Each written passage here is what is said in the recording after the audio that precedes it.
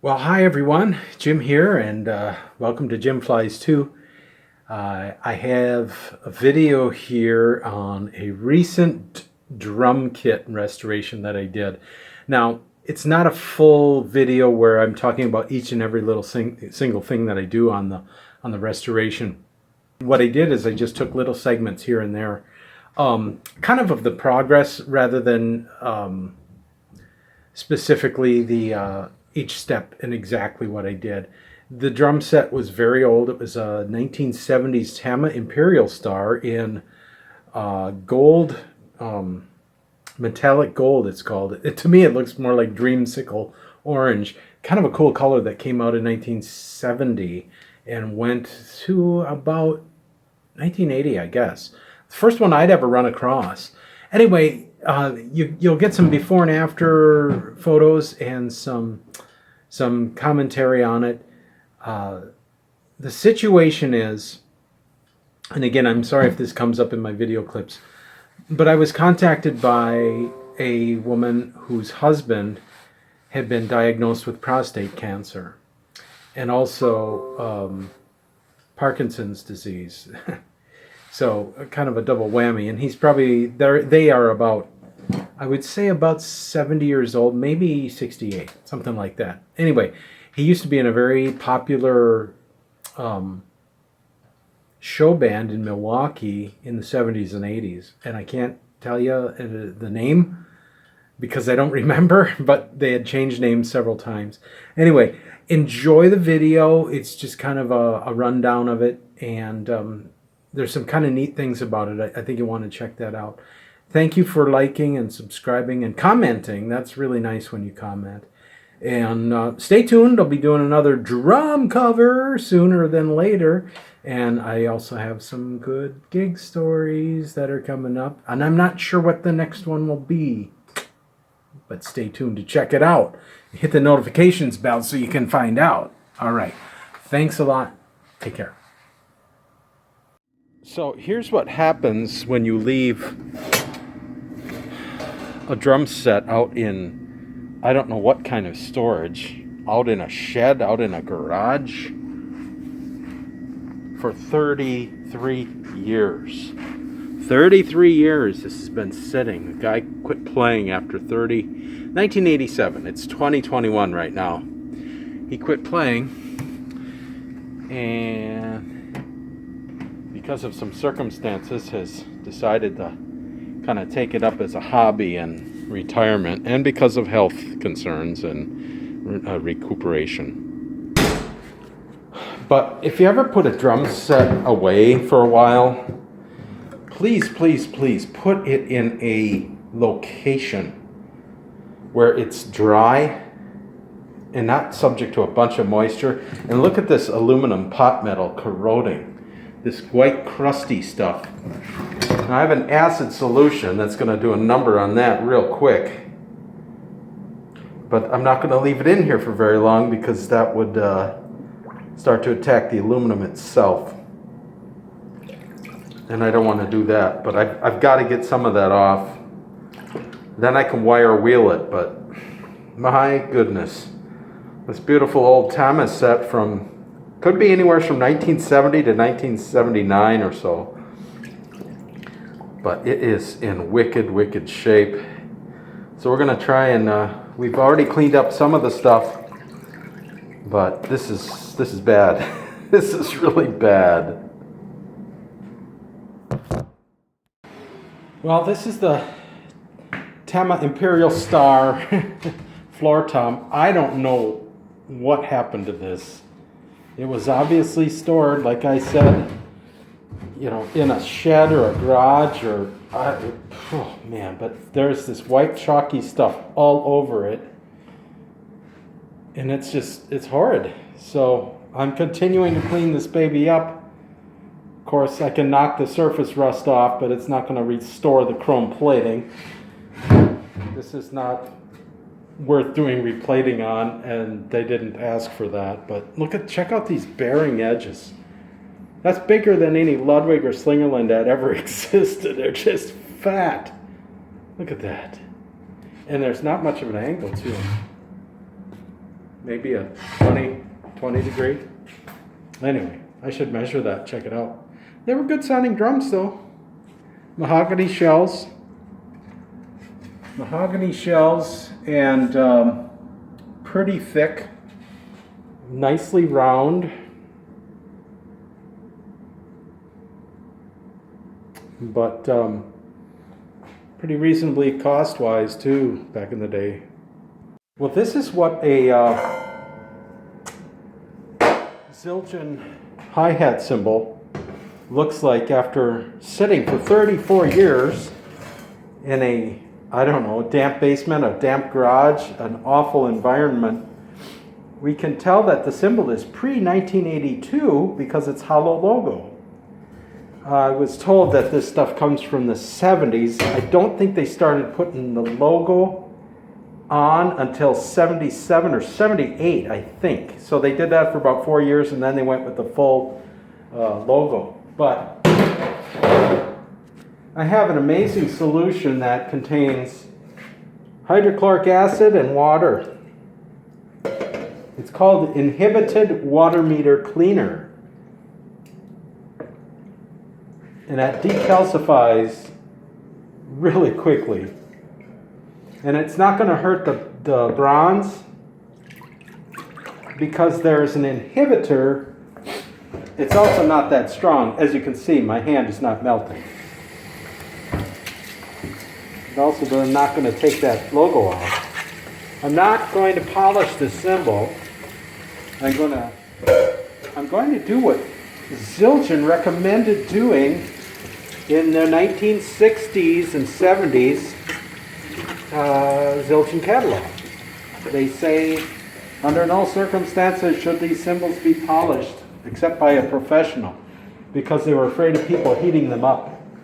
And when you heat a cymbal and you don't properly quench it, and if you do that, if you properly quench it, you'll anneal it and make it soft. But if you heat a cymbal up and just let it air cool, it becomes brittle like glass. And so you'll destroy a cymbal. But hand polishing is okay. Some people don't like to do that.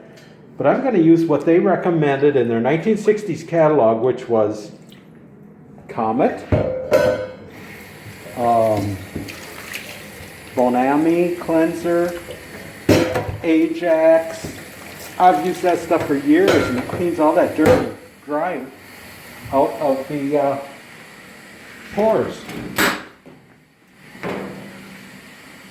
It'll get rid of all the dirt and the crud, which I, by the way, don't think helps the sound of the cymbal at all. If you have some old haze, I don't, if you want them to look dirty and you feel like it mellows them out a little bit, that's probably okay. That's probably valid. But on an A Zildjian or something that's got a little brighter sound, I have no idea why you would want it to sound like there's a pound of gunk on it. But anyway, we'll clean this up with a little Ajax, Comet rather, and I'll show you what it looks like when I'm done. So here's what the 1970s Zildjian, probably late 70s Zildjian hi-hat cymbal looks like once cleaned. Not polished, but simply cleaned. And again, I cleaned it using an acid solution, which I use for band instruments, which are made out of 80% copper and 20% zinc.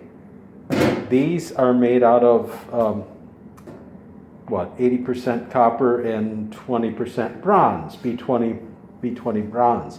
So copper and, did I say bronze? Copper and tin. So instead of zinc, they have tin in them. So that's the difference between bronze and brass alloy. And this has got, it has the ability to ring out.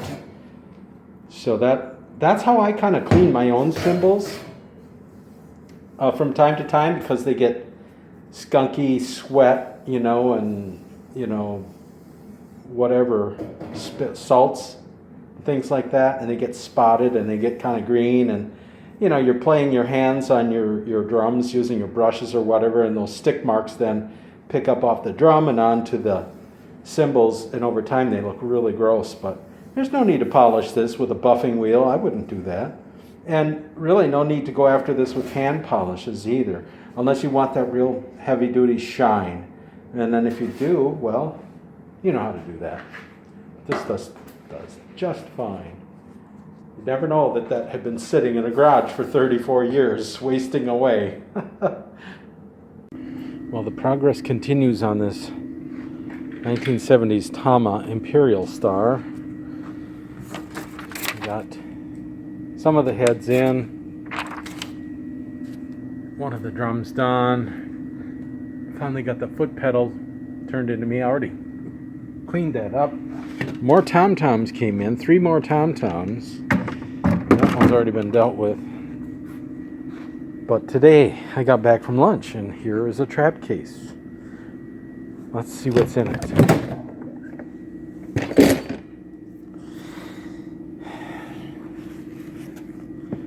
Oh, this has been in storage since 1987. Look at this.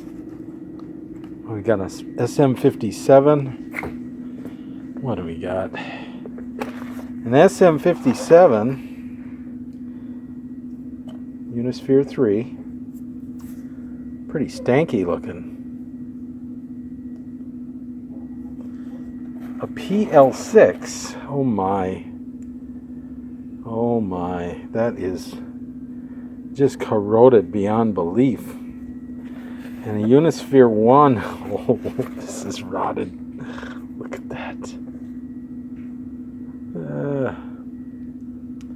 Unisphere 1. Also known as a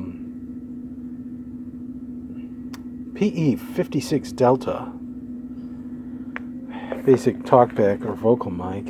Eek. What else is in this case? Some really gross, not very good mic cables. Cowbell. Oh, we got some tension claws for that bass drum. That's good. Glad those showed up. Some tension rods. Nice. Excuse me. Oh, and there's a Tama snare drum.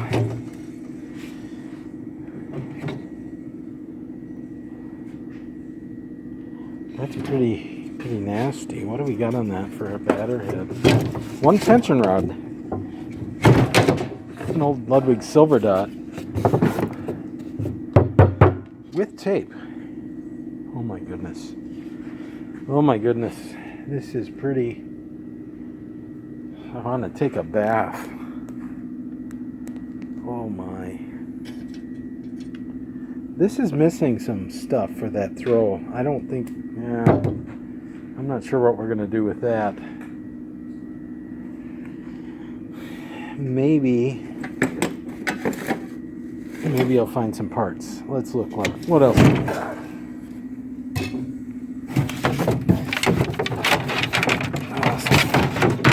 Skunky old heads. I save heads, but these are ridiculous.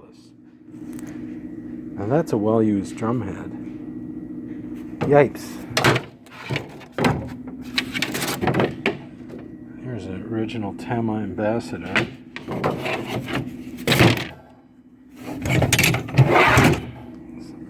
Squeak King in the 60s or 70s. Look at that beater, it's monstrous. A ghost pedal. A Ludwig ghost pedal. Oh, I hear some cymbals. What do we got? Some A Zildjian. Oh my goodness. It's an A Zildjian. Slightly keyholed. It's like a crash. Or a set of really big hi-hats. There's an A Zildjian. Both look like they're from the 70s.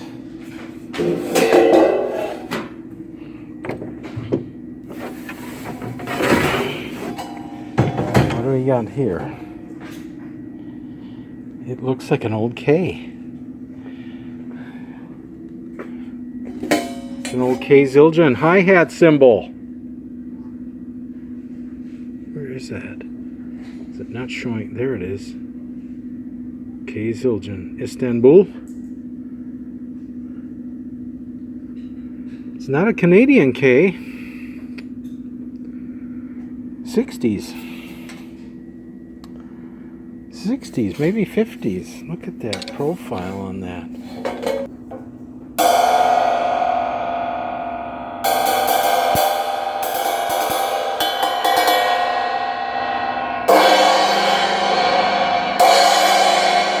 I'm sure that's a hi-hat. That's a hi-hat.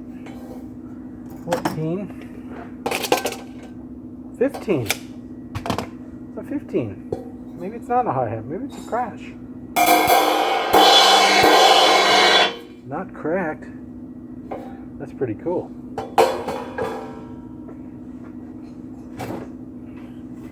These big guys.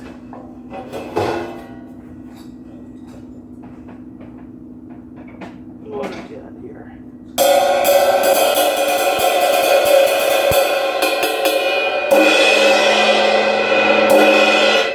That's a crash. Although it could be a ride too.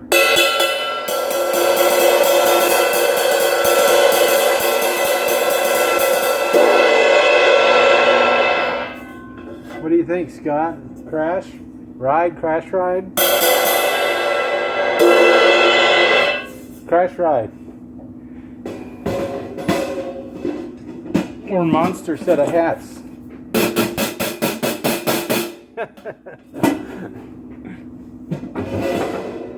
It's an old K Zildjian. That is cool. But these. Well, we're going to get this baby up and running. What else do we got in there? Anything interesting? I don't see it.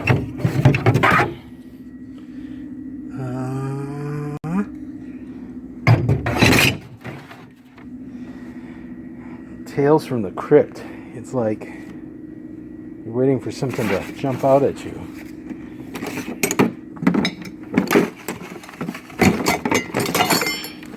Well, I'm glad to see those tension claws because that means I probably won't have to order them from eBay. And I'll save them a lot of money and save me a lot of time. But things are cleaning up. I got a bunch of 6 toms on this kit.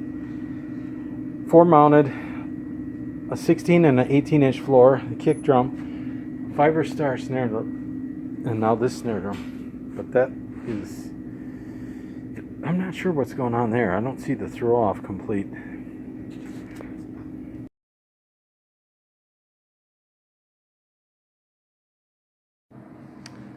Well, here it is, all cleaned up and ready to go. There's a couple more cymbals in the trap case.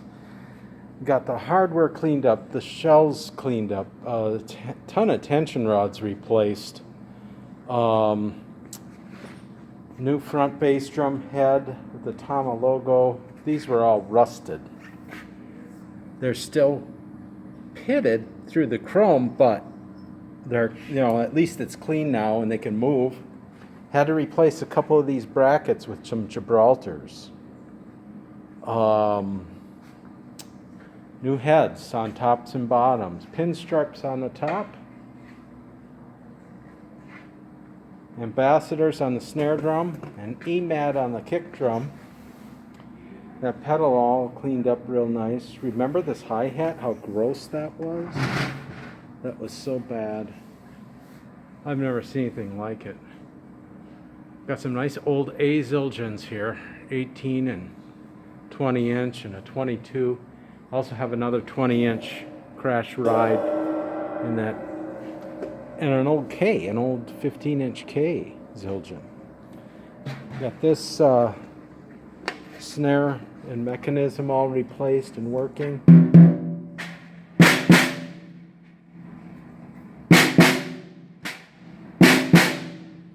And this guy, this was a dirty, sinful mess. Now it's good. It's all good. That's got a lot of shout to it. Anyway, that is it, y'all. This turned out real nice, the drum throne. Got the top in today, had to do a little repair on the hardware, that clamp. I should say thumb screw. Had to tap that out and put a different one in because that was pretty much toast. You can see how much surface rust was on these, but I polished that down to get those cleaned up. And the folks are just coming in today to check it out, pick it up.